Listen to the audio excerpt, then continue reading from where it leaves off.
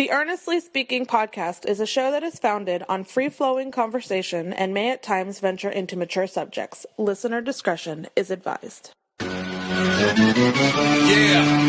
Earnestly Speaking podcast.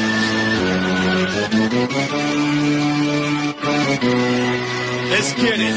I'm a giant in New York, in Miami carry heat. So much more in store, my product can flood the street. Opinion Nation Godfather, CEO. Puff in the late 90s, gon' see me blow. Oh. Got my hustle on, no imitation of that. Army of untouchables, Opinion Nation staff. Never an off season, homie, check the numbers. Heart throbbing my own right, supplying southern comfort. Earnestly speaking, my ego is well fed. Earnestly speaking, you're too feeble and no threat. See, I'm like a hurricane, you're a mild breeze. Earnestly speaking, leaving Eli a dynasty. Shake!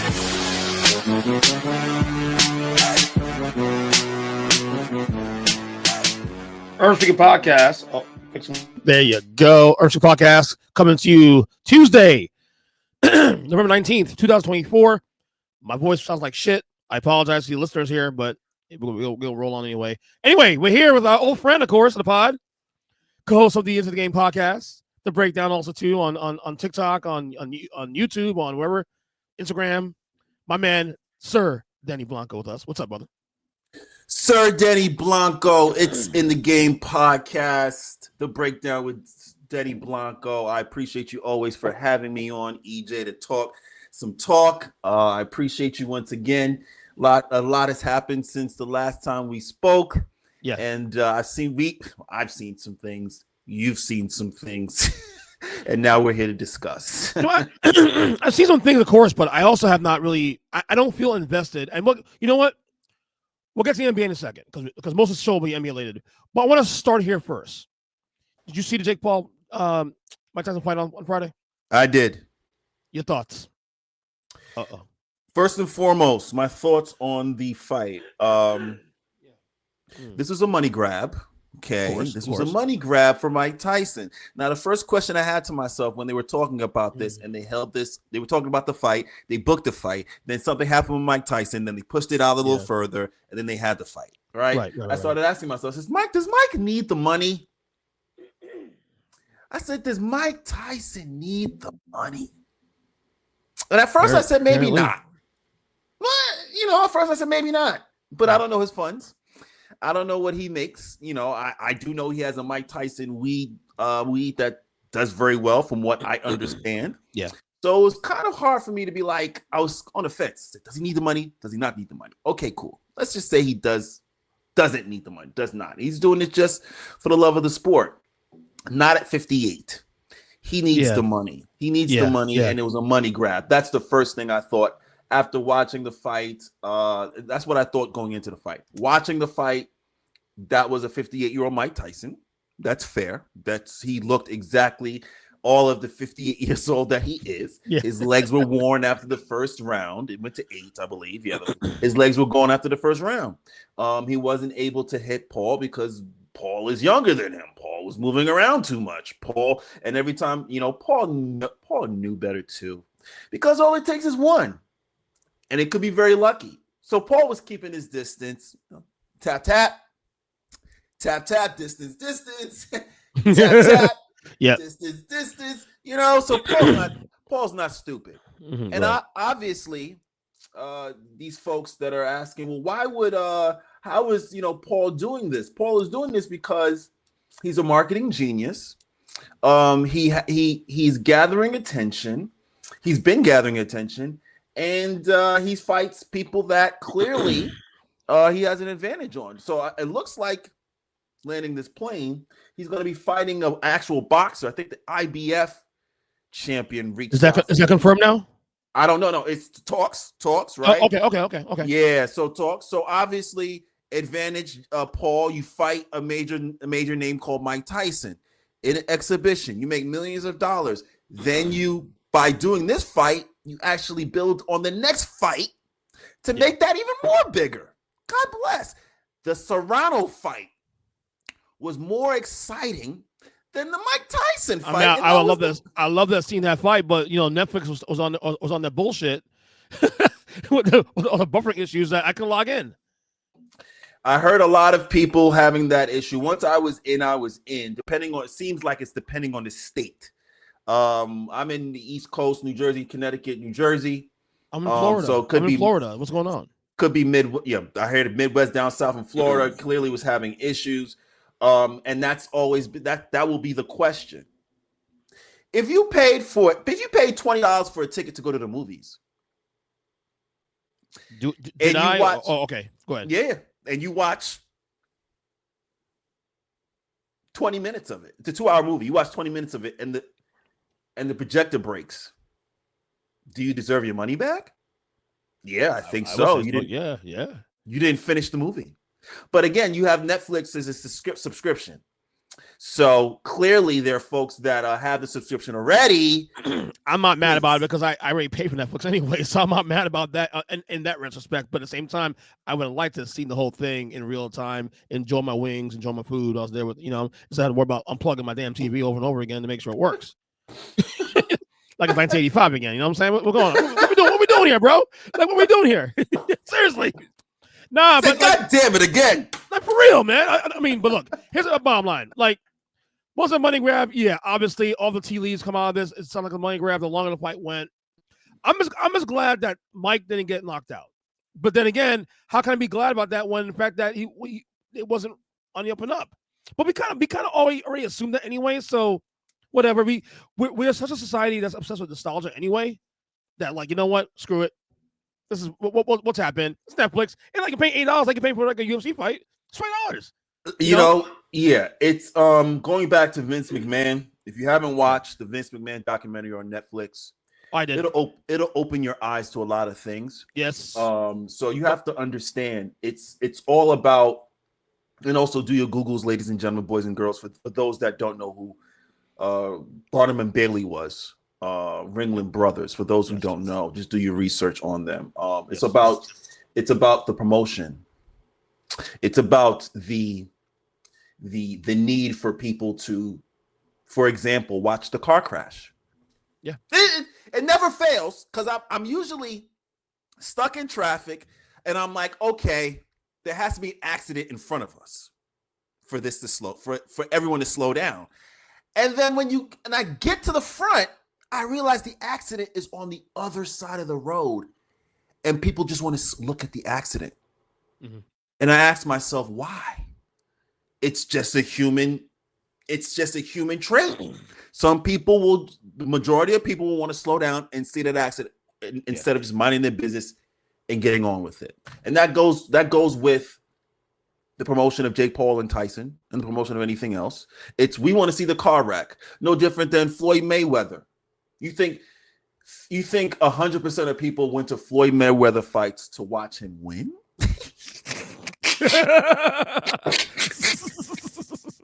These guys wasn't paying hundreds and thousands of dollars to see him win. They wanted to pay hundreds of thousands of dollars to see him lose. Here's some for a ticket for a loss. Here's what's weird though. So if this is accurate, I'm not sure if it's accurate or not, but this is why I keep hearing from multiple sources. So Jake Paul made $40 million in this fight. Mike Tyson made $20 million in this fight. But can I argue Mike Tyson was a draw here? Was the bigger draw by far? Mike Tyson, there is no fight without Mike Tyson. So if that's the case, I don't know. Conflicting stories, 2020, 40-20. Either way. Should. So you have to talk about leverage, right? Yeah. Yeah, Mike Tyson, you're 58. You haven't fought in a while. I'm the draw. Yeah. I'm Jake Paul. I have the eyes right now. So I want to leverage and negotiate more money. Jake has the eyes, but Mike has the nostalgia factor. He has the name value still. I don't give a fuck about Jake Paul. I never watched Jake Paul fight until this Friday. Right. And that's the thing. See, you have those that have never either heard of Jake Paul or nor do they care. Don't care, have heard of him, but are not interested in the promotion. They're not interested in seeing a fake fight. Right. They want to see real fights. So they're just like, I'm not interested in that zoo, which is fine. For those that are, Paul has them wrapped around the finger. And in negotiation, I imagine in that room with Tyson's people and Paul's people, they have a negotiation and they're moving the numbers and they're saying, look, you put in Mike Tyson, you get this. You put in Jake Paul, you get this. You put them together with everything that we have, our marketing tools, etc. Mike, you're probably going to have to not do too much. Jake's going to be doing most of the heavy lifting. So I can see if that's even true that Jake got paid more. I can see why the negotiation would go there. But you're talking about probably just a piece. Is it a one-time payment? Do they get the back end? Do they get future? These are all questions that down the line usually maybe it adds up to more money. But again, it did what it was supposed to do: draw attention, make money,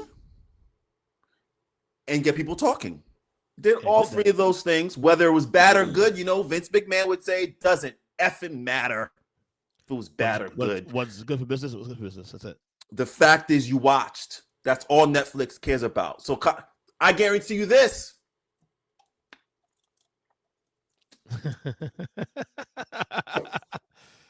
I guarantee you this, EJ.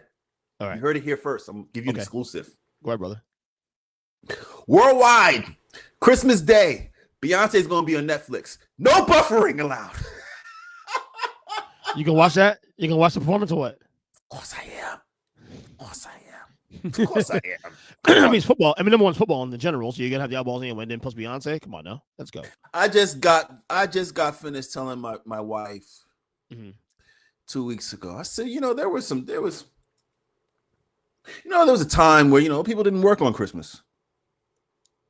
It's like, Christmas, he was off. He was off. He's like, it was bare minimum. Few people worked on Christmas. Very, very few people. Yep. Now it's starting to become a norm. Capitalism. Where you have stores, businesses. Now you got people performing. You got NFL, the NFL network. NFL network for years is like, F Christmas. We got Thanksgiving. We don't need Christmas. NBA said, yes, you do. We got Christmas sewn up, baby.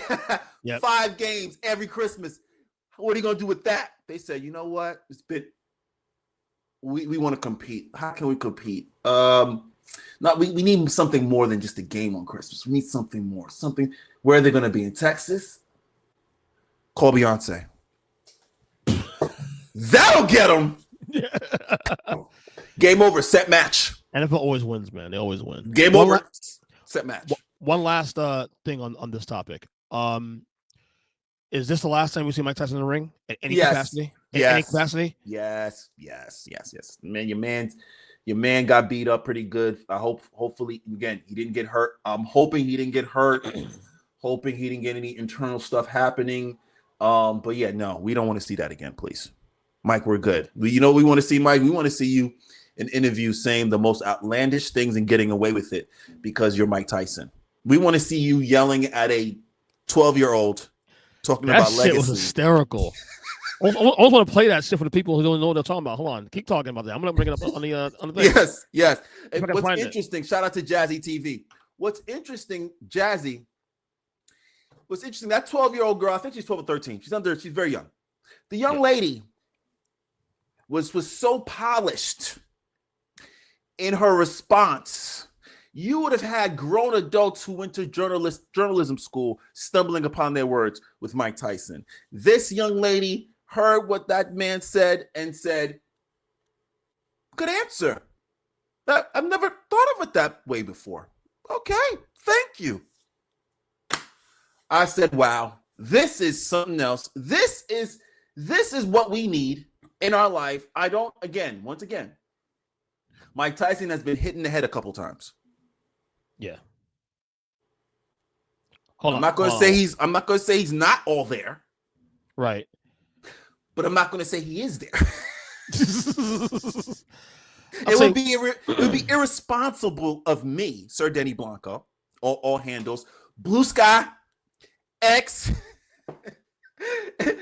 TikTok, Instagram, Sir Denny Blanco. It would behoove me to not understand how a trauma works on the head with punches. Shifts the brain. makes you gets you when they say you have CTE, it's impulsive, aggressive, so Mm-hmm. Mike will not be back in the ring anytime soon. We need him just having interviews. We need him talking about the 80s and 90s. We need him talking about stories about how he was in front of the tunnel and how he was going to beat up 16 bodyguards to protect Big Pun and Fat Joe. We need him to talk about how he was friends with every particular gangster in the world and no one decided to step to him. Those are stories we want to hear. I know he's already gotten the podcast game before quite a few times, but the podcast game is where he's going to thrive really more than anything else. Media, I think. Yeah. Yes, he's had a couple of conversations. I've seen a couple of conversations with, Yayo and them. Yes, Jazzy. Here's for the folks here on the on the video side. Here's the video on the audio side. Here's the video from the interview with is it Jazzy? Her name? Yeah, Jazzy. Oh, here it is. Jazzy TV. Let's bring it right here. Right. Into the ring for this fight, you are setting a monumental opportunity for kids my age to see the legend Mike Tyson in the ring for the first time. What type of legacy would you like to leave behind when it's all said and done? Well, I don't know. I don't believe in the word legacy. I just think that's another word for ego. That's just some word everybody grabbed onto. Now it's used every 5 seconds. It means absolutely nothing to me. I'm just passing through. I'm going to die, and it's going to be over. Who cares about legacy after that? What a big ego. So I'm going to die. I want people to think that I'm this, I'm great. No, we're nothing. We're just dead. We're dust. We're absolutely nothing. Our legacy is nothing. Well, thank you so much for sharing that. That is something that I have not heard before, someone say that as an answer. Can you really imagine somebody say, I want my legacy to be this way when you're dead? You think somebody really wants to think about you? I want people to think about me when I'm gone. Who the fuck cares about me when I'm gone? Well, and you're...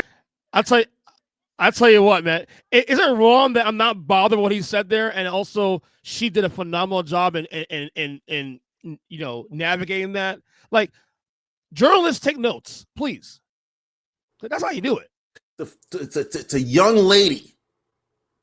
Future is so bright. She's interviewed many people, many of stars. So that's why I know I'm familiar with her. She's interviewed many of stars. Very, very, very smart, very quick on her feet. Now, it's funny that Mike Tyson said that too, which is interesting, because when he first said it, I was just like, if I was on the other side of on the microphone, I'd have said this. I said, yeah, I mean, that's definitely one way to look at it, Mike. Another way to look at it is, I think your legacy, if I may, is you could be literally born in dirt and get your way out of it on the other side. Meaning, Mike Tyson, if you know the history, Brooklyn, New York. Yeah. He was pretty much abandoned, had no one. Picked up boxing at 15, and the rest is history. Picked up boxing at 15 and was champion at 21. World heavyweight champion, unified. If I'm not mistaken, it's 3 belts. Unified. Right. Okay. So I would say your legacy is the black men coming after you when you're long and gone in your dust. I guarantee you, and also too, I guarantee you they're gonna know who Mike Tyson is. That's your legacy.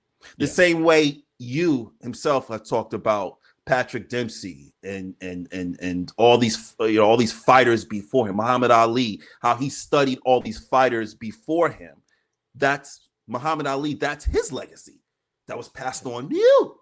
You looked at Muhammad Ali. Now, a fighter's going to look at you, Mike Tyson, and say, that's what your legacy is. So, yeah, you'll be dust. You'll be dust. Yes. But your name will live on forever. I love his authenticity. I really do. And have you seen a bigger turnaround in perception publicly than this guy? Like, you remember 30 years ago, this guy was persona non grata.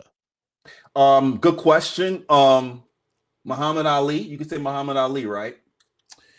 Ali made a political stance to more than anything else, though, to be honest with you. So that wasn't as divisive as I think as a dude being accused of rape. Let me paint the picture. Yeah, let me try to paint the picture. Whether go ahead. we agree or not, we'll paint the picture, right? So Right. Muhammad Ali was hated by the world because he didn't want to fight in Vietnam. True. Right. They hated him. He was literally they hated him so much they stripped him of his belt. Again, I guess in hindsight, looking at 2020, it's like, yeah, it looks good that he did now, but in the moment, yeah.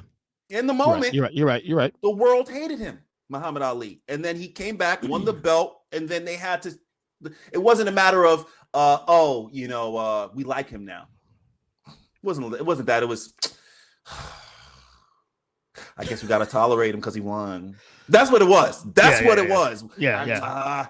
I guess we got to tolerate him because he won. That's what it was. With Mike, it's a very, very good question. I don't know where the turn was because, yes, he did 3 years of GRAPE, GRAPE. And, yeah, I don't know. And I talk to my wife about this all the time. Because I ask her that. I'm like, because we've seen situations like this. It happens with other folks when it comes to GRAPE. And then you never hear from them again, no matter what sport they're in or what career they're in.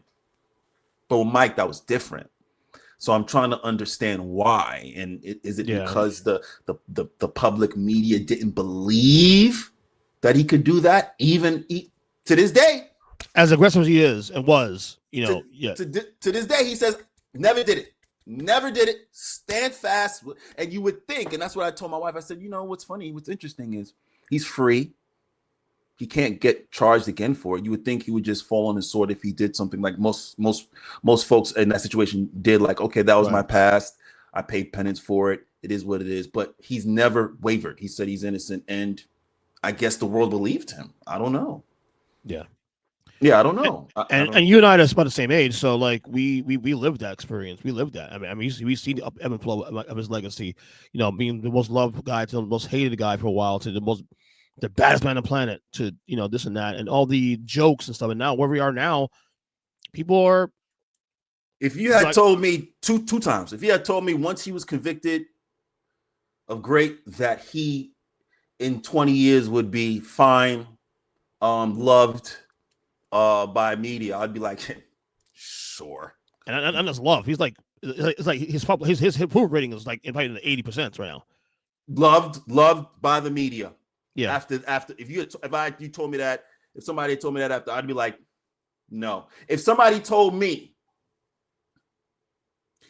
Snoop Doggy Dogg, if somebody told me right after murder was the case that they gave, yes, that's a great comp right there, buddy. That's a great comp. If somebody told me that he would be the most beloved rapper in the world, yep,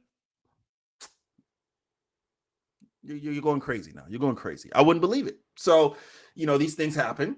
I don't know why. No one has an explanation for it. But I'm just happy that he has Mike Tyson. He has a redemption arc. Not too many people have. Let me tell you, he's lived multiple of lives. Once again. So whether you watch any of his documentaries, you'll be impressed by the life that this man has lived, and the perseverance that he's had. Yeah, definitely a great story and something to definitely admire to some degree. Good legacy. Exact great legacy. No, let's change up now to some NBA talk, and I'm glad we do this now because. Right now, the Cleveland Cavaliers, 15-0. The fuck? Explain that to me. Okay, start from the top. The Cleveland Cavaliers, they didn't change their roster too much. No, not at all. From last year to this year. That's number one. Yeah. Number two, I spoke about it before, so I'll just go through a couple of things that I spoke about before on It's in the Game podcast, and the breakdown with EJ Cruz. Yeah, we read Day Cruz in the breakdown with Denny Blanco. I equate it to like a Steve Kerr, Mark Jackson situation. Mark Jackson warmed up the Golden State Warriors, and then Steve Kerr came with the whip and was like, go, go, go, go, go. Okay? That's how I equate that to Bernie Bickerstaff and Kenny Atkinson. Kenny Atkinson is a great coach. He was a great coach. He was with the Nets. The Nets are doing okay over there. And then Katie and Kyrie went there and they said, no, we don't need Kenny Atkinson telling us what to do. bring us Steve Kerr. So they got rid of him. He went on a couple of assistant benches and then got the head coaching job in Cleveland. You see, he actually got a conversation. I guess he had a conversation.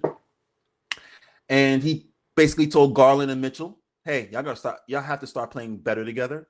It seems like you guys are just saying my turn, your turn, my turn, your turn, my turn, your turn. No chemistry involved. You guys need to start playing better. Right. I've seen that this year between Garland and Mitchell. It looks like they're on the same page finally. Now, then you have Mobley. Oh, apparently Kenny Atkinson got him to believe that he's not a freaking small forward or two guard. He's a big man. Now, every time he catches the ball, he's trying to figure out, how do I get to the rim? How do I shoot over this guy? Not shoot threes, not pass it out. He is actually playing like a legit big man. Everyone's playing their natural position. Jared Allen's a 5. Mobley's a natural 4. Okay. Yeah. And then you have who's their 3? I forget who their 3 is, but Mitchell's a 2. Yeah. And Garland's a 1. They're natural. They're playing, I mean, on paper, they should be one of the top teams in the Eastern Conference. On paper, he's been saying for the last 3 years now. But it's a matter of trust or lack of we have at this point now. But 50-0 is crazy, and I'm glad we do this now because if there's a night where that streak will end tonight, probably because it's Boston. But we'll see. It's in Boston. It's a test. It's in Boston, right? It's a litmus test. Yes, correct. And it's in Boston. But I guess the bigger question, look, they will lose a game at some point. They'll lose probably about 15, 20 games, maybe more. When it's all said and done. My question to you is this, though. Is this sustainable, and are they finals contenders? It's sustainable. Are they finals contenders? I won't know till April. So the first round of the playoffs. Because, again, that's what I told my Cleveland fans. I said, you guys are good during the regular season. You guys are always good. I expect 50 wins every year from Cleveland. That lineup. You give me 50 wins. That's cool. Come playoff time. Come playoff time, come April, Easter. y'all take Easter breaks. But y'all take Easter breaks. Because I have the same mindset too also. But here's the problem. I'm gonna bring up the standings in the East currently right now as of this recording. Okay. The teams that we would have said before the year started that would be competing with them outside of Boston, of course, would be like Milwaukee. We'll get the Bucks and Sixers in a second because their struggles are massive right now. Outside of that, who else do you see right now in the East right now competing with Cleveland? That you see based on the sample size that we have so far that are on level. Like, can you see the Cavs in the conference finals at this point? Yeah, I can see at this point now because the teams who I thought would be in the mix, battling up for Boston for seeding, are not even in the mix right now. Well, it makes sense. This, just to be clear, this makes sense, and I'll explain to you why. Yeah, the Cavs and Celtics have been relatively healthy. Right. The Cavs and the Celtics have been relatively healthy. The Magic, they just lost Paolo for a couple of months. That's so disappointing. But by that's probably the most disappointing of all injuries for the record. They lost Paolo for a couple of months. The New York Knicks, they've been having guys in and out. Mitchell Robinson's been hurt. So we don't even know what they look like. Surprise there. The Hawks, they're young. The Heat, they haven't been healthy. And, they have it's a matter of chemistry down there with the Heat. Yeah. And obviously everything else is youth, not so much as, in terms of championship contending. So this makes sense. It's always been, and then God bless the Bucks. But God bless the Bucks. God bless Doc Rivers. God bless. But Cavs, I expect going into the playoffs to see the Cavs, the Celtics, the Knicks, the Magic right in that window. Sidebar. Pay attention to the Detroit Pistons. Okay? They're learning. They're starting to learn. God bless. It took Cade is doing what he's been doing. It's not like he's been doing what he's been doing. Cade Cunningham. What's the difference? He's now? legit. But it seems like Detroit's starting to learn how to win. So pay attention to that. But again, sustainable for Cleveland. Yes. Regular season, I expect them to win 50 games. God bless. At this point, I will hope so. Yeah, right? I expect you to win 50 games. Come playoff time. And then tonight, I'm going to be watching. I plan on trying to finish everything that I have to finish by 7. I need to watch 48 minutes of this. Because if I know Joe Mazzulla, the savage that he is, He wants to win this game tonight. Of course he does. Because right now, like I said, coming to the year, the talk was, okay, who's Boston's biggest rivals, biggest teams that were about in the conference. The Knicks obviously was the first team. Yeah, obviously the Heat wasn't hanging around. Bucks and Sixers, obviously. People knew the Cavs were a good team. They're a good team, but there is this level of trust or lack of that we have on the Cavs. And I think that's why people were so on the fence with that. But I mean, 15-0 is 15-0, man. I know how you slice it, and that's a statement. 15-0. Okay, obviously you're beating teams you're supposed to beat, and you're beating teams that are challenging you. I want to see 48 minutes of Jaylen Brown on Darius Garland. I want to see 48 minutes of Jason Tatum against Donovan Mitchell. Show me what you do against those boys that got rings. Yeah. Show me what you do when Pritchard comes off the bench. Show me. I feel like this is the first. I feel like this is the first inflection point game of the year. This one. Evan Mobley, you got old man Harford. Okay, you got old man Harford guarding you. Show me that tonight's going to be a test for sure. Yeah, because here's the deal. Even with their record, if they lose tonight to Boston, I'm not taking y'all seriously. Can't do it. Because if you're telling me you're this good, I am. Who's the measuring stick here? The measuring stick is the Boston Celtics, and if we can't beat them, then we can't have that conversation. And people will say it's Denny. It's what are you talking about? It's the first. It's the first leg of the season. What do you mean if you can't beat them? You can believe everything you want to believe. And let me tell you something. For some players, I'm going to say for the Boston Celtics, regular season means something. You saw what they did last year. Yep. During the regular season. They didn't take nights off. They didn't take nights off during back-to-backs. No. They came with the work every game. This game, they look at you. They look at the standings. They're listening to the talk. Like, oh, this is the team that's going to be able to match up with Boston. Boston's like, we're going to crack these dudes by 30. Yep. To shut everything up. We're going to crack these dudes by 30. And that's what I want to see. And then there's going to be another conversation come Wednesday about why do we believe in Cleveland? Now, speaking of teams, and we mentioned these teams a while ago, two teams right now that have completely underwhelmed so far in the Eastern Conference, the Bucks and the Sixers. The Bucks, of course, 5-9 now. They won last night, but obviously still struggling there. The Sixers are 2-11. Not as shocking because of the Embiid injury. He just got back last week. Paul George got back, I think, week before that. Now Maxi's out. So the Sixers gets a little bit of the pass, though. But at the same time, though, that's 2-11 is a big hole. It's a very, very big hole for the Sixers. I kept asking Sixers fans, asking them, I said, guys, your main man, your MVP of the day, my African brother from another mother, Joel Embiid, basically told y'all to y'all face, I'm not playing back-to-backs. Forget that. He didn't say, if I play the first game on the back-to-back, I'm probably going to give y'all probably 20 minutes. Right. If that. Joel Embiid giving you 20 minutes. Easily 25 points, 20 points. In 30 minutes. Yeah. Easily. Probably the best PER on the league right now. Easily. So you guys, Sixers fans, got to deal with that. Obviously, Maxi's out. McCain, great pickup. He's going to be great for you. I think he should be starting, and you should move Tyrese Maxey to 2 when he gets back.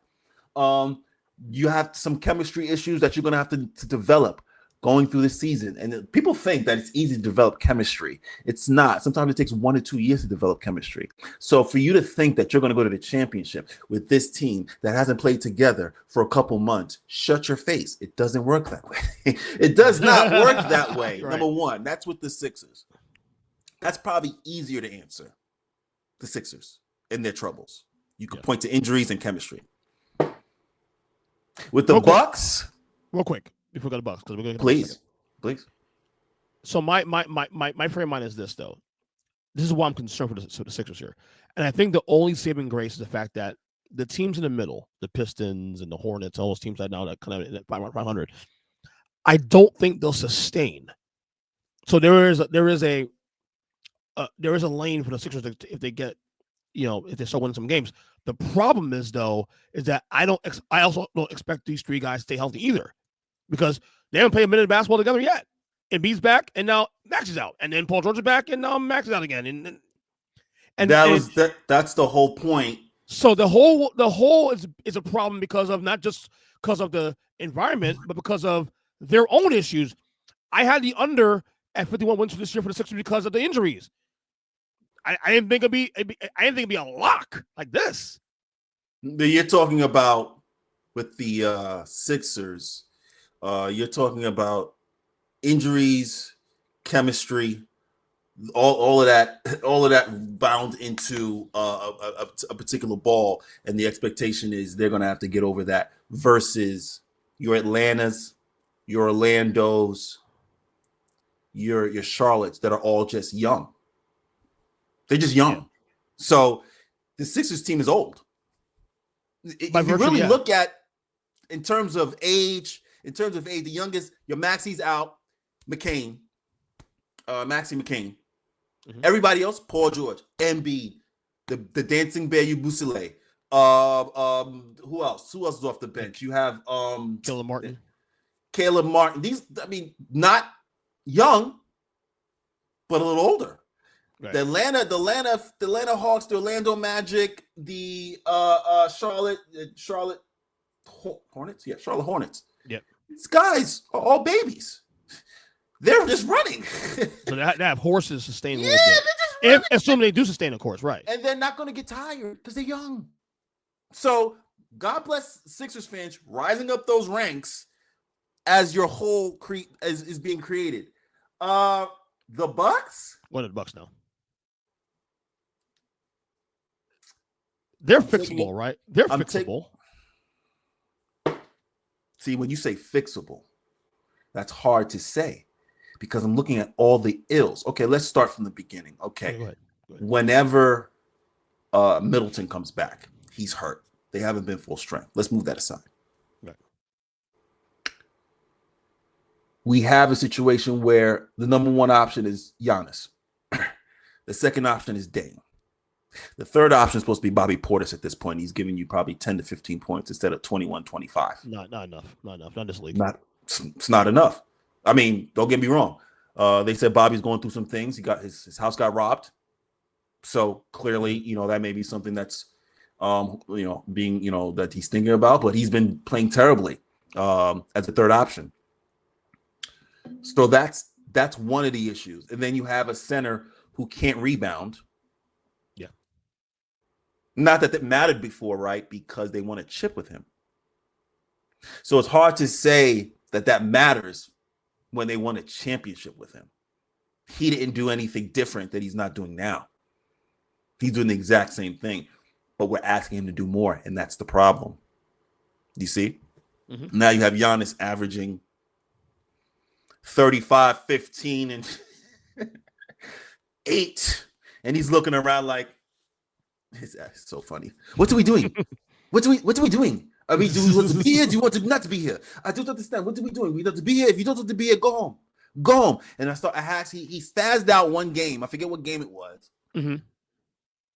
And I had to ask myself, who's he talking about? He's talking about Dame? He's talking about Lopez? He's talking about Bobby Portis? Who's he talking about? Mm-hmm. Because everything suggests you asked for Dame, didn't you? You asked for Dame. So you can't be talking shit about him now that you asked him. Giannis last couple of years is getting more and more mouthy now, which again, it doesn't bother me. You feel how you feel. Whereas before, Giannis had an image of like, oh, he's a team guy, and I'm not saying he's not a team guy. I'm just saying that if he's frustrated, he's letting you know now. He ain't gonna hold back. He's letting you know. I think he's put in enough time in the NBA and put enough blood, sweat, and tears to have a. He has a ring, buddy. He has a ring. He can do that. He's a champion. He has the ability to actually say something. I don't like. I want. Giannis, if you hear me, I want you to be a villain. I want you to, if you're gonna be a villain, be a villain. Go in. If you're shaking hands and then going like, nah, don't do the I'm just playing. No. But I think there's also frustration too, also because the Bucks, since winning the title in 2021, haven't had a chance to defend their title at full strength at all. All 3 years they have had an injury at some point in the playoff run. Giannis got hurt. Giannis got hurt, then Middleton got hurt. Middleton hurt. Dame got hurt a little bit too. Also, but there are things in the history of sports that anyone could predict. Anyone. Yeah. Right.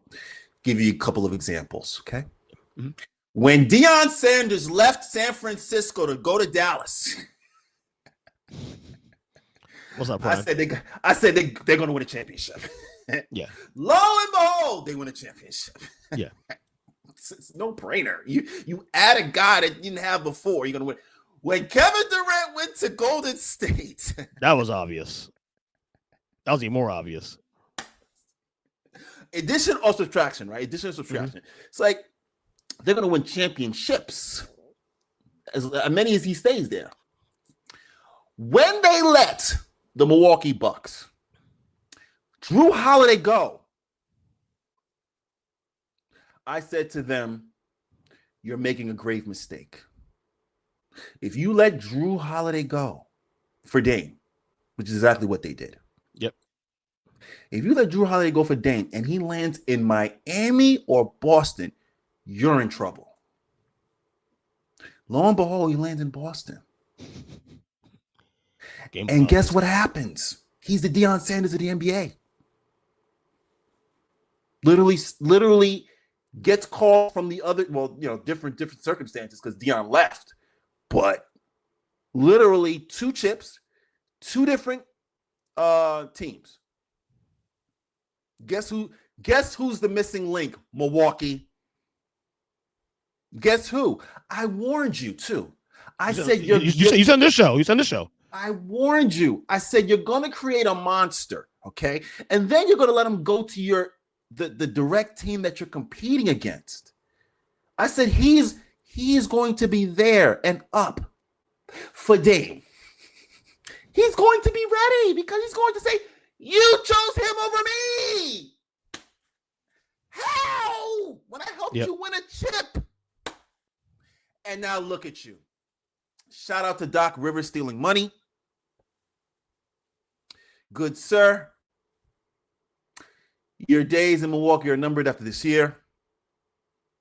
They're gonna have to find a reason why they didn't make it to the playoffs or make it to or lost in the playoffs in the first, second round, and you're gonna be the reason. Guaranteed. Not health, not the players. You're gonna be the reason. But hey, it was $40 million guaranteed, baby.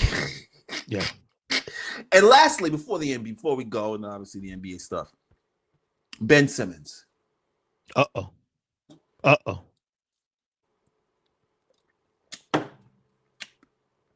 You know, a lot of people are talking about the back injury.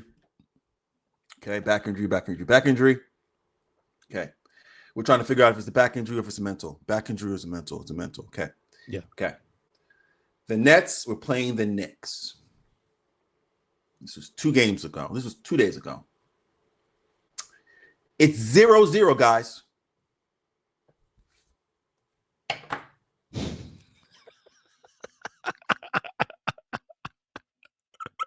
It's 0-0. No pressure. No one scored yet.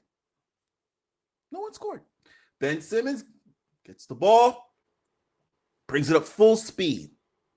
When you're 6'10", I mean, it's always interesting because it's like it's a good tease because I always think about the Ben Simmons that gave Rudy Gobert like 30-something, 10 and 10. Right.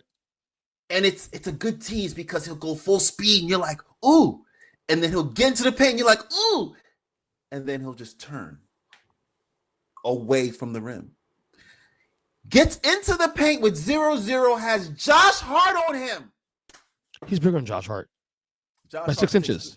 Josh Hart is 6'3", 6'4", if that. Ben is 6'10", right? Ben Simmons is 6'10", bro.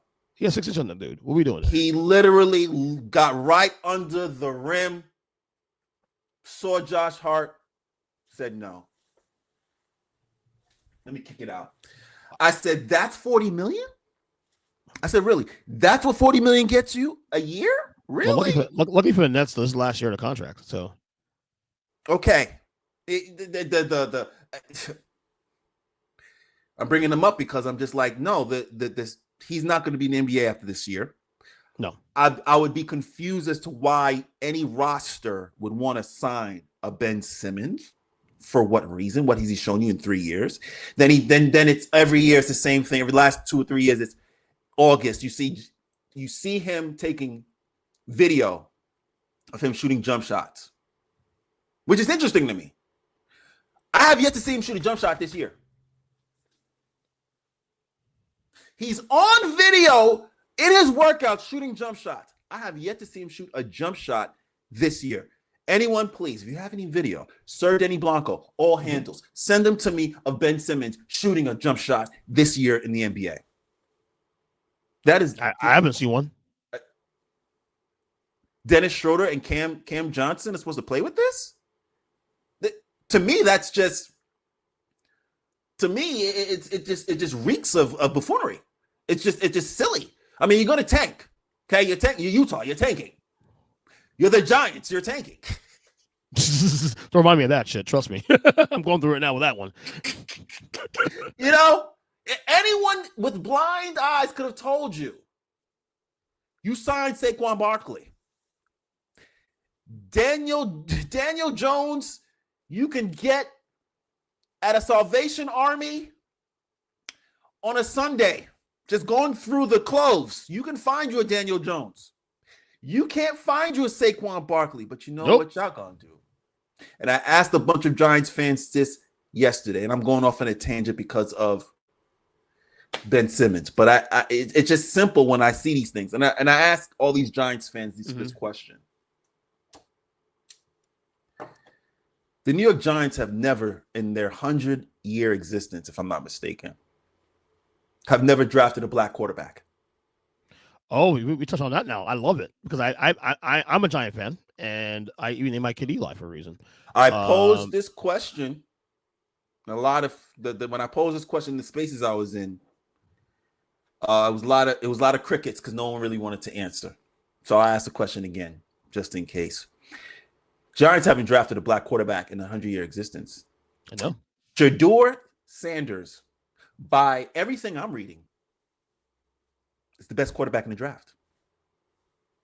Shedeur, black kid, son of Deion Sanders. If the Giants don't draft him, and they don't draft a black quarterback, because technically there are multiple of black quarterbacks that are after Shedeur. I just don't know their names off the top of my head. Yeah, but they're multiple. I watch college too, so there's quite a few black quarterbacks that are high ranking, but I know Shedeur being the number one. I've watched many of his games this year and last. Okay, and the Giants purposely don't pick a black quarterback and draft a white quarterback. What does that say about your organization? It's funny because this is the uncomfortable conversation for me because this is something that's been on the back of my mind for the last couple of years. Because they drafted Daniel Jones based on the advice of Eli Manning, Peyton Manning, and some other outside sources. That's what I heard. That's right. What I heard. Right. And nothing against Eli. Eli's my dude. Eli is, he's minted for me because that dude won 2 of my favorite championships in the history of sports. All right. But that being said, I have in the back of my head, I've always said, you never had a black quarterback started for. And you know me, I'm not trying to make it about race. But then sometimes it is what it is. The phrase is, before I interrupt, the phrase is, it's never about race until it is. So, right. So now, especially in a league now where it's now required as a quarterback to be athletic, to be able to move the pocket. Every starting quarterback in the league right now has some sort of mobility. It doesn't matter what race they are. But obviously the best ones are probably black. Lamar Jackson, you name it, all those guys. Now with them making a decision they made about Daniel Jones yesterday. By the way, can we talk about football now? It's great. This is great. Talk about football now on this podcast. It's great. Will they check off Shedeur Sanders' column if they're number one pick in the draft. And my fear is they won't do it. And if they don't, they're stupid as shit. And I have even, and Denny, and I hate to say this, I've been a fan almost 40 years. I have even had the thought in my mind that if they blatantly don't draft a quarterback because those optics, that might be out. That's what a lot of people said. The one that spoke, I might be out, bro. They're like, I won't be a Giants fan ever again. I mean, you have enough off the Saquon for some. You have enough off the Saquon debacle. Yeah, where you're teetering on the ledge. You have enough there because that was just blatant. The Saquon thing was not as bad for me. Let me tell you why. I'm not even defending that. I defend the reasoning of the position. Okay, running back, boom, boom, boom. You want to pay too much money because you need. But the gap was only $2 million. That was the problem I had with them not committing to Saquon Barkley. It wasn't that they let Saquon walk. It's that two things. The gap was only $2 million, and they let Special walk. You said $2 million. He wanted $2 million more than they were offering. And they said no. They didn't even no. It wasn't that they said no. They didn't even meet with him again. There was no meeting. And that's not even about race at all. That's about stupidity. And I'm a Giant fan saying this shit. I don't. You know what? To be honest. So I'm not gonna lie to you. It has crossed my mind that if these dudes somehow, and it's obvious Shedeur is the best quarterback, and you need that position filled, and you don't draft this dude, I might be out, bro. Let me ask you another question. It's not about race until it is. Yeah. Who's the other best running back in the league? There's about top. What's Derrick Henry? Derrick Henry. There's another one in San Francisco. Oh, McCaffrey. McCaffrey got his money. Yeah. Derrick Henry didn't until he got to Baltimore. Yeah. McCaffrey didn't have to. They was like, oh no, here you go. Yeah. He left Carolina, went over to San Fran, got his money, performed. They paid him. It wasn't even a question. Barkley comes out of Penn State, performs. They said, yeah. Again, if you have the number one overall draft pick as a quarterback that we all know you need, it's not even a question that you need a quarterback. You need a quarterback. And you as an organization decide, you know what, we don't want to draft him because he's black. What other reason they're not going to say that? They're not going to say that, but I think what other reason are you going to give to your fan base that you didn't draft Shedeur Sanders? What other reason are you going to give? That's when I tell you I cannot wait until the draft. I cannot wait till the seedings. I cannot wait. Obviously, Giants, it's I don't in the NFL in terms of seeding and so forth. I don't know how it works versus the NBA, but obviously the worst teams. Worst record gets the first pick. Oh, that's period. Okay. Yeah. I'm gonna assume that's gonna be the Giants. There are two, maybe. I think there's who else is losing in NFL a lot? Carolina and all Carolina. A lot of teams losing, but they're right now they're number one right now. But Carolina already has a quarterback. Let's just say hypothetically the young boy. Right. So maybe they give him the more leash. So hey, it's right there. The docket. Let me tell you something. Shedeur Sanders documentary is going to be so legendary once he gets right there to be the number one talent, and for a team to tell you no because of X, and what that X is going to be made up. You can't say he doesn't come from good stock. You can't say he's not talented. You can't say he's not a pure quarterback. Because you want to do that little dancey. It's like he runs around too much. No, he doesn't. No, we passed that shit now. You have a guy in Pat Mahomes who's top 3 all time right now. All time. I said all time. I did say that all time. Yes, he is. He's there already. Doing the same goddamn thing that Shedeur Sanders does. Don't want to hear it. No excuse. They don't. If they have the pick and they don't draft Shedeur Sanders, that might be my exit out. I mean, what other? Now I'm bothered by the representative of this team not doing X, Y, and Z because of personal feelings aside. I'm good, guys. The thing I like to follow in my life is Occam's razor. Yeah, it's a philosophy. It pretty much says once you remove all the other determining factors as options, i.e., once you start asking yourself, why wouldn't the Giants draft Shador? It's a distraction. That's it. And you remove everything else. What could it possibly be the reason for them to say no? Then you get to the nitty gritty. Either they're not going to like his father, or him having a father as strong as Deion, or because he's black. Those are only two reasons. Those are only two valid reasons. And both are bad. Something that holds weight, right? Those are only two. Anything else will be a complete and utter lie, complete and utter creation of myth. It wouldn't be valid whatsoever. And then you'll have Giants fans in their house doing this, twiddling their thumbs, questioning should they still be Giants fans. And they'll know the answer if that happens. They know the answer. And I already told you, it's already crossed my mind for the last year. It's already crossed my mind about that. What if? Again, it's purposeful. You can't hide it. He's there. He's number one. He's available. You need a quarterback, and you don't do it because that's going to be glaring. And I won't be the only one to see it. Yeah, everyone on ESPN, at Fox News, everybody that follows sports is going to be paying attention and watching that and understanding that the Giants need a quarterback. They just don't. Obviously, they don't have Danny Jones. They made a mistake with him. They need a quarterback, and then they're going to say no to the first pick. That's everyone that's in college says is the best. Why? Why Giants? Why? And then you're going to have to answer, because that pick that you pick, whoever it is, John Smith, God bless, he's a white man. Now he's going to have to come in and explain why he thinks he's better than Shador Sanders. Yeah. You want that type of circus? Giants fans, you want that type of circus? And not only that, and assume they keep Brian Daboll and whatnot and the same crew, which I think they should. Shador Sanders actually is kind of the prototype that Brian Daboll wants anyway. Look at Josh Allen. Shador Sanders has some of the same talents that Josh Allen has also too. Big dude, mobile, good arm. You know, he's Shador is prime for the taking. It's like I said, his documentary is going to be crazy. Yeah, I'm college.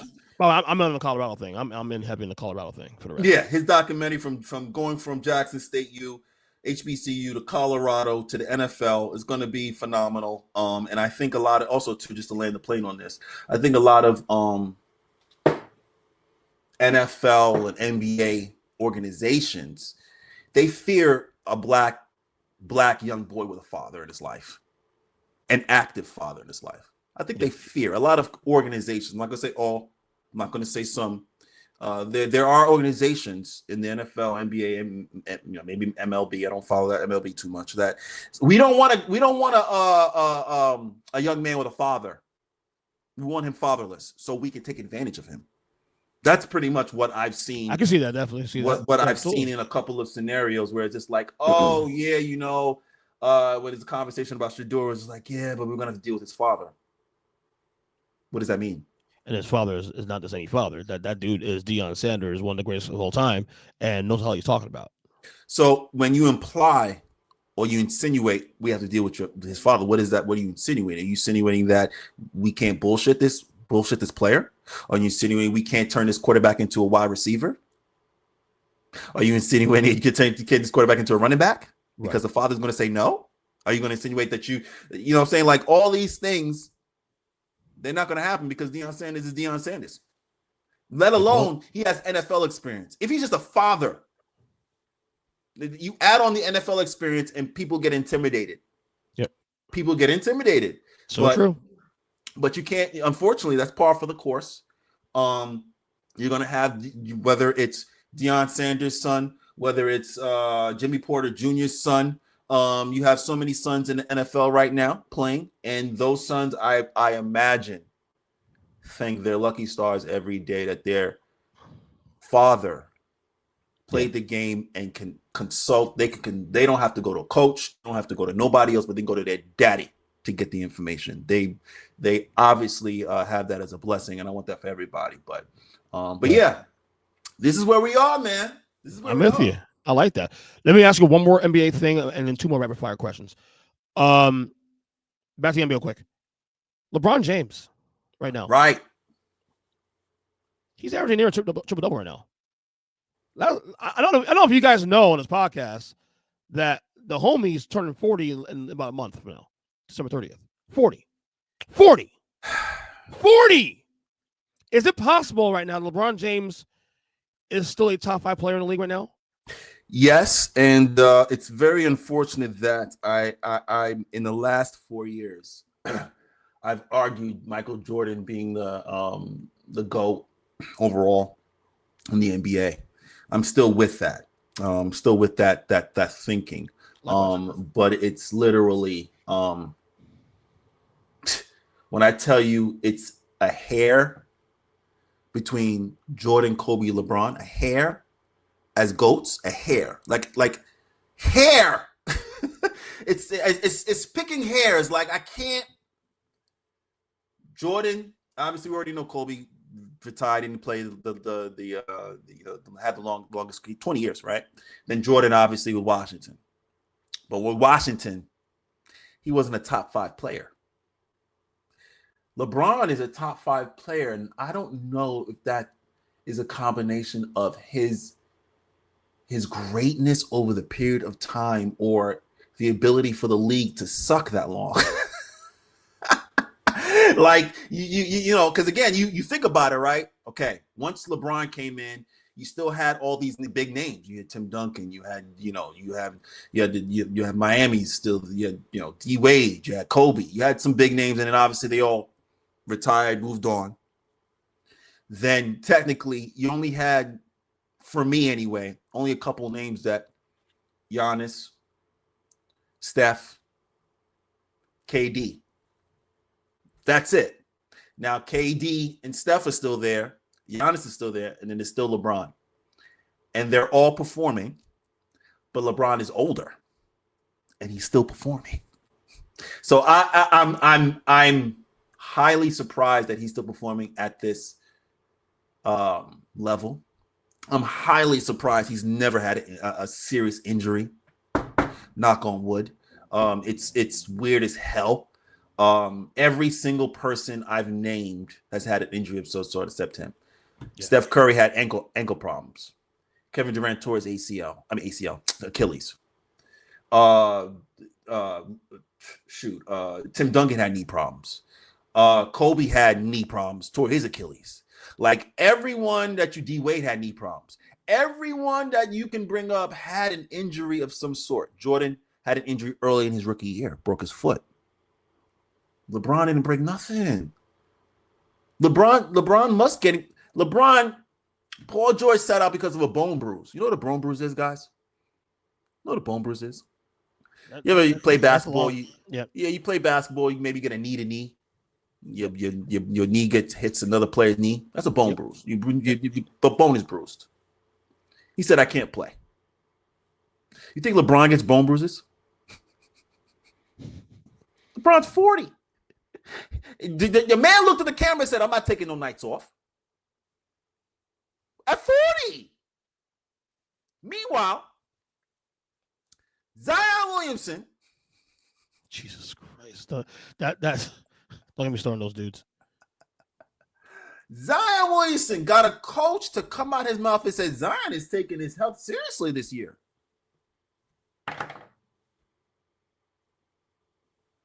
The man you're paying millions and millions of dollars hasn't taken his health seriously?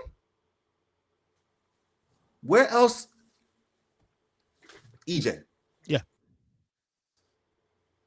What other career or job can you be in when the executives above you, hey, Denny's really not taking shit seriously until today. You think I would still have a job? You think I would still have a job? And that's why I have a hard time defending these players, because these players, look, player empowerment and all that stuff, I'm with you on that one. But at the end of the day, you have a customer base you still got to serve, okay? And I think the self-awareness or lack of from these players through the years has surfaced to the point now where I can't defend y'all anymore. The Joel Embiid comments, can't defend it. I'm sorry. Even if, my problem was it wasn't so much the fact that you were saying it. The problem was you said it. You put words to power, And look, I'm not saying that Jimmy Butler's injury is not real or Kevin Durant's injury is not real. I'm not saying that. What I'm saying is that it's just frustrating that these folks are just not self-aware enough. And to be fair, the ownership groups allow this shit too. Also, the NBA owners or the governors, what they call them now, they allow this shit. So the problem is twofold. You want to ask questions, not you. Yeah. We want to ask questions about why the NBA viewership is down. Duh! Yeah. Multiple of reasons. I just gave you one. We don't know when the players are going to play. So people are just like, you're promoting Zion. Is he healthy? You're promoting Embiid. Meanwhile, I'm paying for tickets to go to games instead of you to play, and okay. You're promoting Embiid to play on December 15th. Do we cross our fingers? I have mind you, I don't even have season tickets. If I had season tickets, yeah. Or viewership. Why is it down? If there's 33 teams, 34 teams, 32 teams in the league, and only 8 are playing seriously every single night, yes, your viewership will go down. If only 18, if you have a Sunday where 16 teams are playing and only 16 games, mm-hmm. and only 3 are actually viable to watch because it's competitive. The other 3 are not. Knicks beat the Washington Wizards by like 30 last night. Yeah. What was that? Nah. I mean, they just watched the Wizards. Yes, I understand. But you have to look at they're football, there are no days off. If you're hurt, you're playing. You're only not playing if you're injured. Torn Achilles, torn ACL, broken wrist, pulled oblique, something that literally is you cannot perform. What Embiid is trying to do is say, I'm tired. He wants to say, I'm tired. And like I said at the beginning of this conversation, no one would have batted an eye if he said, I can only give you 25 minutes the next day. Just don't even say it. Why wouldn't you even say it? I mean, I don't want to be transparent, but something. Yeah, you don't even have to house, say man. it. You go out there, you give 25 minutes, and guess what's gonna happen? The coach Nick Nurse benches you. What are they gonna say? You played yesterday. That's it.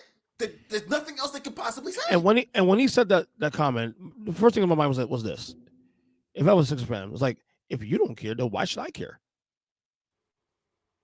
I watch Netflix, then fuck it. I'll go make. I've done so much for this city, Joel. I'm not a Sixers fan, Joel.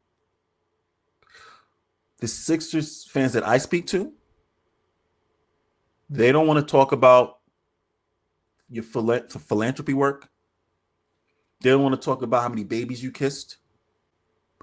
They want to talk about from the time you was crying that Kawhi Leonard sent you home up until now. What have you done for the Sixers? That's all they want to know. What have you done for the Sixers? You took a summer. You know for a fact you have a knee that's being held together by glue. Yeah. You take a summer to go get a gold medal. USA didn't need you. They didn't need you. They were playing Anthony Davis most of the time. They didn't need you. Yep. They didn't need you.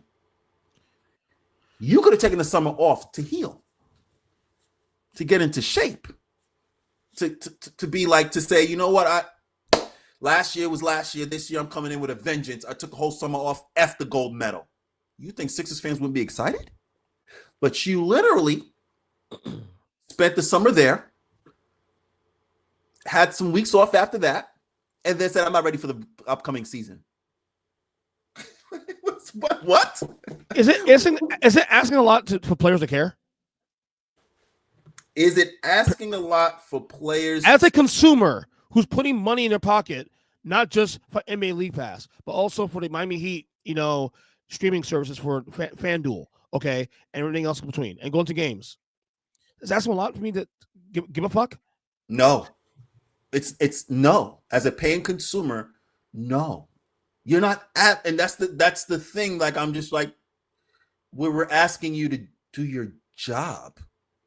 We're not even asking you to do your job in back-to-backs. We're not even asking you to do your job fully on the second back-to-back. They're just saying show up. We don't. The first game of a back-to-back, give us everything. The second game, just show up and give us what you got for 25 minutes, and then you can relax. Right. He's like, no, I want the whole game off. What? Huh? And then it's again the reporter too. I don't know. Was it the same reporter also that asked those questions that he allegedly hit? In the article that I read, he mentioned Joel Embiid mentioned that he plays the game because of he plays the game hard because of his brother right as he was going to I think his first year in the league, his brother passed in a car accident. So he mentioned that he thinks about his brother often, and he even named his son after his brother. And then a journalist wrote referring those same quotes and saying, you said, Joel, you're playing hard and you're playing the best for your brother. And right now we're not seeing that. And that was a problem because you're bringing up family. And even when that happened, people were saying, you don't bring up family, this, that, and the third. Da, da, da, da, da. And I kept asking myself this question: Who asked Joel to say that? He put that out there. You did. That's right. I'm playing hard because of this. He put that out there. No one figured it out themselves, or he was private. He put that out there. So now, as a journalist, if I'm parroting what you just said, I'm at fault. So much so you're going to put hands on me? I said, no. You know what Joel's frustrated at? Being held accountable. Yep. That's what Joel's frustrated at. Yep. He's frustrated at being held accountable for his job that he's not doing very well at. That's all. No, I agree. Totally agree with you on that one. And that's what makes people like LeBron James even more. That's why I say I appreciate LeBron James, because LeBron James at almost 40 next month is still playing every game as though it's year 2 or year 5. Like, what are we doing here now? Come on now. All right. Sidebar to let before that. I don't expect Embiid to play more than three more years. No. Unless he wants to. Yeah. I don't expect him to based on that knee. I don't expect him to. No. Who, Embiid, you mean? Embiid, Joel Embiid, not LeBron. LeBron. We discussed this on the podcast. I think the last time we spoke that the window is probably closed this year, maybe next year. I don't see Joel. If we're talking about him not being able to play back to backs, how is he going to be able to survive in the next 3 years? Stop it. He's done. 3 years tops. Joel Embiid, of course. Yeah. Two quick hitters real quick. We got word yesterday inside the NBA. Will live on, of course. ESPN/Disney will be distributing or simulcast. I don't want to call it simulcast. They'll be airing on ESPN and Disney starting next year. So, and to me, that was the whole thing about using the NBA on TNT. Wasn't necessarily about the coverage. Although I love their coverage, I love the theme music, all that nine. But it was about inside the NBA. And I said this on the podcast last year when these rumors were coming out. I said that, listen, here's the thing. The inside NBA will have a shelf life somewhere else because they're too valuable a commodity to just let them go. And we got this taken care of now, so we'll have inside the NBA. The only question now is whether or not Shaq will be part of that, because Shaq is still I found out this morning that it's still, there's still some issues with this contract, or whatever. But they'll figure it out, I think. Your thoughts inside the NBA? Yeah, no, they're too big to fail. Yep, that's so true. So true. As simple and as quick as Denny Blanco could tell you, they're too big to fail. So as soon as I saw it, it was like, oh, they're going to be getting rid of inside the NBA. I said, no, they're not. If all 4 of them, Yes, 4. If all 4 of them still want to go, it's out. Ernie,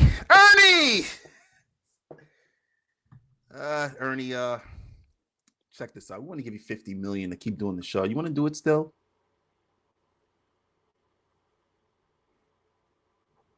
You're going to pay me $50 million? Yeah. To talk about the thing I love. And because the thing was too also is that when initially the issue was like if they were going to move that because Ernie's still a TNT employee, a term employee, and he didn't want to leave Atlanta, that it had to be done where it was going to be for him, and rightly so for the record. So the fact that they can still keep that studio probably most likely keep doing the show there works out great. And for the record, it doesn't work without Ernie. If the 4 guys, I say 3 guys, but the 4 guys aren't there, it doesn't work. It needs to have those. You can't put anybody else in there. Shaq was the only exception, and when Shaq, it took a couple of years for him to really get used to. To me, no Ernie, no show. Ernie Johnson was in that negotiating room saying, all right, give me $70 million. I'll work 2 days a week. Yeah. I'm not leaving Atlanta. And you're going to have to convince the other 3 guys. Then I'll stay. Made him an offer he cannot refuse. Come on, bro. Too big to fail, baby. Too big to fail. Yeah, no doubt about that. I'm not trying to see any other like notables in here in the settlement, because it is a settlement with the NBA and yeah, it's a money grab, money. Again, it's like, oh well, you can't take it with us. All right, let's negotiate. What do we have to pay to shut up? All right, here you go. Here's your money. Let's move forward. That's all that was. It was leverage. They did break a contract, so it's just a matter of negotiation and paying it out, which they did. But everyone wins that. Everyone that on that show wins, because shout out to the show's the show's staff, because they stay exactly where they are. They didn't lose their jobs. So it was literally like, it was literally EJ and the crew saying, we want to stay. And not also do we want to stay. We want to keep everybody who we've been working with over 20 years staying with us. That's what you call community. That's what you call keeping it in-house. And I'm happy they've done that. And I can't wait for the next couple more years of them talking smack and Charles Barkley not caring that he doesn't watch basketball and just talking shit about shit. And doesn't matter. It's entertainment. And then he gets another Emmy. Here. and rightly so, because he's funny. Because at the end of the day, he might be entertaining also too. You know what I mean? One last thing we get out of here. We got word else too. Pat Riley. The Lakers will be honoring Pat Riley with a new statue outside Staples Center. So you obviously have Kobe there, Magic, Kareem. I know you have Chick Hearn. You have I think a couple other luminaries there. Pat Riley will be the latest one. My question for you is this though. It's easy to forget that Pat Riley was once the coach of the Lakers, because he's been with the Miami Heat now almost 30 years now as a coach, as a president, GM. He's coached the Knicks, obviously. What franchise do you most remember Riley for at this point now in 2024? At this point, knowing his whole career, it's the Lakers, man. And for me, it's the Lakers for me, because you for those that are in my class, in my range, in terms of age, in terms of being on this earth, you see, obviously, he's in Miami, you know what he's done there as an executive, as a coach. Then you see New York, but then you see LA. I didn't have that thought process until I watched the Lakers series, Winning Time. Yeah. Not until I watched that, then I said, oh yeah, no. Like, you have to watch Winning Time to understand why Pat Riley gets an actual statue in LA. Okay. You have to understand he wasn't even picked first to be the coach. No. You have to understand he had to earn those players' respect. You have to understand that the players that they had at the time didn't respect him. He had to juggle egos, won multiple championships, had to rein these guys in from winning one championship and told them you won one championship. Now you guys are soft like a bunch of pussies. I say, yo, this guy, Pat Riley, is the Mafia Don. And once I understood what he did in LA, then obviously took his talents over to New York, tried to do something there, and he said, you know what, New York sucks. I like sun. Went down to Miami. Yeah, LA is the place for him. LA is where he made his name as Pat Riley. So I agree with that part about like that's why he made his name and all that stuff and his bones and the whole Don, the whole slick back hair, the whole image of Schwab and Riley that started in Miami, LA rather. But the reason why I go Miami Heat for me more than anything else, and I'm not even trying to be a homer here because that's my team, obviously. The whole Miami Heat identity is all measured around Pat Riley and what he's built. You guys remember, Pat Riley changed. Not as the Heat franchise. He changed sports down here for us. At a time where in 1985, people only cared about the Dolphins and Hurricanes football. Hockey was still brand new at the time, so no one cared. Baseball was still new at the time. Florida Marlins. Right. They were only 2 years old at the point. The Miami Heat at that point, and I was a fan before Riley even got there. I was a fan, from the Chappelle Cunningham era, year 2. Pat Riley put an imprint on this community to where Miami basketball is what up till now in the last couple of years, I still argue it's still the biggest franchise in the city or in the community. That started Pat Riley, and him as a head coach, as a president, the whole Godfather complex he got. That wasn't Miami. That wasn't done in LA or New York. That was in Miami. So to me, because of the imprint on the franchise itself, like when you think Miami Heat, you think of Pat Riley. When you think of the Lakers, you think of many people. Pat Riley's one of them, but he's not the sole person you think about. You think Miami Heat, you think Pat Riley. So for me, it's Miami for me. And I think also the longevity too also. We're talking 30 years now. 30 years, 3 championships as a head coach or president GM, in a market where they had no business thriving in it. I mean, obviously, Riley is a Mount Rushmore coach all the time. I mean, the work with New York, he didn't get a ring there. He still did great work at New York, turned them around.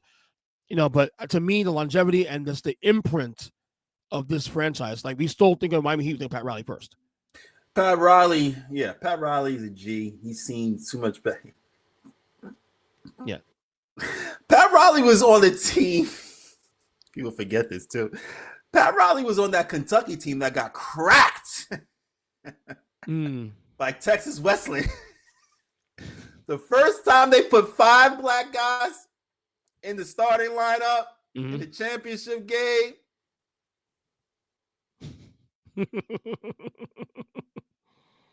Kentucky was like, what? Yeah, really? This is what y'all doing? Like 5? Okay. Texas Wesleyan, I believe it. They said, we're doing this for everybody. We're doing this for the states. We're putting a whooping on these balls. Pat Riley asked Pat Riley about that joint. He said, I never got my ass kicked like that before. Change that shit up real fast. But to me, it's Miami though. To me, I might even being a homer here. It's just that the imprint. To me, it's the imprint. Like you think of the Lakers, you think of like many people: Kobe, Phil Jackson. I mean, it's questionable whether he's a great coach in Lakers history. To be honest with you, it's questionable. It's going to be an argument down the line. Who was bigger, Phil Jackson or freaking Phil Jackson or Pat Riley? Who was bigger? There's going to be an argument down the line. Yeah, and it's going to be the fair argument whether, because clearly we already saw what Phil Jackson did as a freaking executive. Nothing. Right. So that's one thing Pat Riley has over him. They both were players. I think they both won championships as players. Yeah, I'm looking here. Yes. Yeah, Riley was on the 70s Lakers team, actually. You say yes. So they both won championships as players, both won championships as coaches, but he's not the executive Pat Riley is. Yep. And so, it's going to be a conversation of overall who was the one, who was the guy. But no, he deserves everything he gets. Again, he was everything at Kentucky, and then they got cracked. They got clacked in Texas Western 66. Jesus. That's 1966. No, they didn't lose by 66. In 1966 they got cracked. Right. Go see good movie Glory Road. Great movie. Mm-hmm. I loved it. Loved every minute of it. I gotta watch that. I heard of it. I've never seen it before though. Glory Road depicted that exact. Basically, it was a. I will check it out definitely. And that's what's funny is, like, Glory Road had to be made in when for you to even know that this happened. 06, it was 2006. So that tells you how long ago. In 2006, they made a movie about in 1966, a true story about literally Don Haskins, head coach, coached a team with the all-black starting lineup of first in NCAA history. Mm-hmm. They literally had to wait till 2000. We had to wait till 2006 to know that story happened in a movie. You feel me? Yeah, that should have been spoken about way earlier. But you know the vibes. I know. And for the record, real quick, back up Pat Riley, he will get a statue in Miami when it's all said and done. So you'll have two. There's no doubt. There's no doubt he'll get a statue in Miami at some point down the road. There's no doubt about that. No doubt about that. So he'll have two. I love it, and he deserves it. I love it because he deserves it. Yep. That's it. All right, brother. Anyone want to plug? Man, listen, you know the vibes. It's In the Game podcast. Randy J. Cruz, Sir Denny Blanco. Turn your notifications on. We're just trying to compete with these other podcasts. We bring it to you live and quick, as well as the high entertainment value, education, and so forth. So we're going to obviously we interview a bunch of people. We're definitely going to be getting some folks on in the near future. We just interviewed Rasheed Wallace. I saw that. Yeah, a couple of weeks back. So for those who haven't watched that, take a look at that. Very fun, very exciting. I wish I had him on for more. I had way more questions.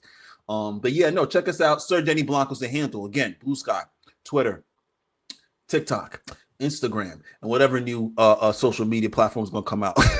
It seems there's like 39 of them.